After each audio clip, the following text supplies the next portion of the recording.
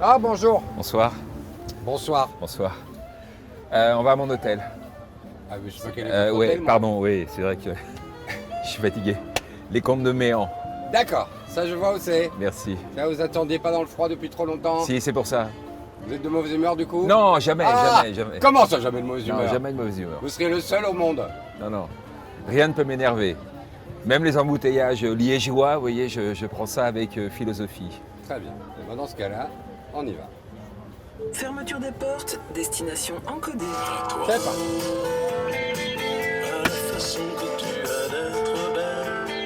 Je sais pas si vous aimez bien la musique ou pas. Jodassin, oui. Comment? Jodassin, oui. Ah, vous aimez bien Jolassin? J'adore Jodassin. Chouette. À toi.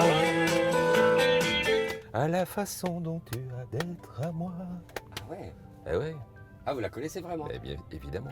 Ah, celle-là, je la connais.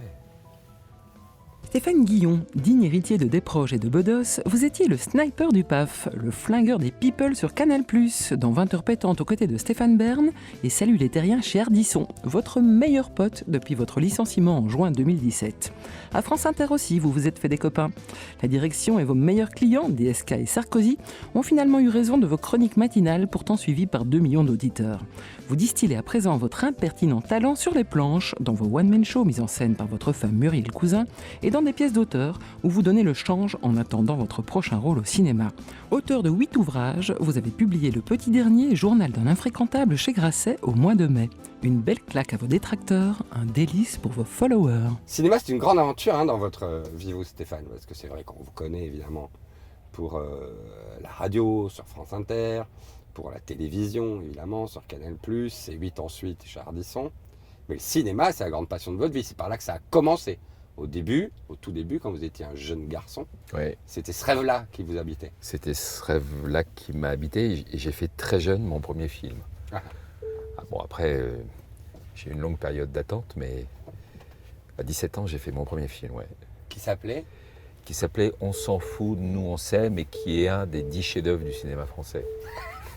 Et donc un premier film très jeune, Oui. et puis plus difficile. Donc oui, j'ai mangé de la... J'ai mangé de la vache maigre pendant pas mal d'années. Qu'est-ce qu'il y a de si fort dans le fantasme, dans le rêve, pour ne pas abandonner? Parce que c'est difficile. Dire qu'on a bouffé de la vache maigre, c'est assez simple. Bouffer de la vache maigre de semaine en semaine, c'est évidemment beaucoup plus difficile. Qu'est-ce qui fait qu'on n'arrête pas, qu'on n'abandonne pas? Moi, je pense que c'est la passion. Mon prof de théâtre, il avait une phrase assez extraordinaire, assez dure, que j'ai mis des années à comprendre. Il disait, il faut accepter... Il disait, le comédien, c'est une profession de foi. Et il faut accepter de rater sa vie pour être comédien. Mais c'est extrêmement parlant parce que moi, j'ai la chance quand même d'avoir réussi, en tout cas d'avoir eu des réussites, d'avoir été reconnu, etc. Même si mon parcours est semé d'embûches, etc. Mais au moins, j'ai eu cette reconnaissance. Mais vous avez des comédiens qui, toute leur vie, galèrent. Qui à aucun moment ne vont avoir un peu de lumière, un peu de reconnaissance, la chance de jouer au théâtre, la chance de s'exprimer au cinéma. Et c'est ça. La chance de gagner leur vie aussi. La chance de gagner leur vie, Terrible, hein, évidemment. Ouais. Donc c'est un métier extrêmement difficile. On fait croire aux gens que c'est facile parce qu'on montre toujours la réussite. Ouais. Et on montre très rarement finalement les coulisses. Ah. Qu'est-ce qui vous a amené dans les médias alors du coup? Parce que vous poursuivez ce rêve, alors il est difficile à poursuivre. Qu'est-ce qui fait qu'à un moment, vous arrivez dans les médias, et c'est quel média le premier? Je suis arrivé très tard dans les médias. Je suis arrivé à 40 ans dans les médias. Je suis arrivé très tard. J'avais, je pense, et j'avais tort, je voulais réussir sans...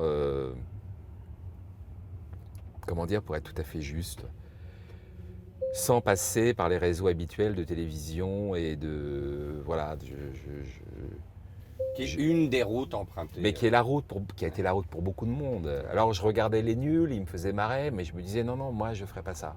Bon.